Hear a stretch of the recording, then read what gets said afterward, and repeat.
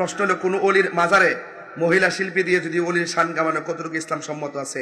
একটা কথা মনে রাখবেন, আমি বলতেছি, আমি বুঝাই দিয়ে দিতেছি।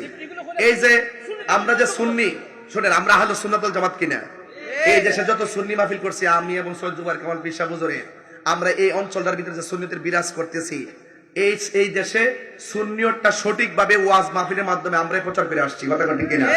এবার এই যে এইভাবে সুন্নিয়তের নামে মহিলা আইন না, গান বাদ্য করানো, নাচানাচি করানো, এটা সম্পূর্ণ হারাম, কথা ঠিক না বেটি? এগুলা কইরা সুন্নিয়তকে কলঙ্ক করবেন না, কথা ঠিক না বেটি? এবার আমরা যখন ওয়াজ করি, এক শ্রেণীর বাতিল ডাব্লিউ পন্থীরা ওই ওদের ওদের ওদের নাচ গান দেখাই, দেখো দেখছেন সুন্নিরা কি করে। তো এতে আমাদের বদনাম হয় কি হয় না? সুন্নি জামাতকে বলবো, বাবা না লক্ষ্মী, আল্লাহর ওয়াস্তে এগুলো বাদ দিয়ে আকাবেরগণ, আহলুস সুন্নাত ওয়াল জামাতের উলামায়ে কেরাম, পীর মাশায়েখগণ যেই রূপরেখায় আল্লাহর ওলিদের রূপরেখা আপনাদেরকে দিয়ে গেছেন সেটাই ধরে রাখবেন, কথা ঠিক না বেটি? আমাদেরকে আপনারা কলঙ্কিত করেন না, কথা বলেন ঠিক না বেটি?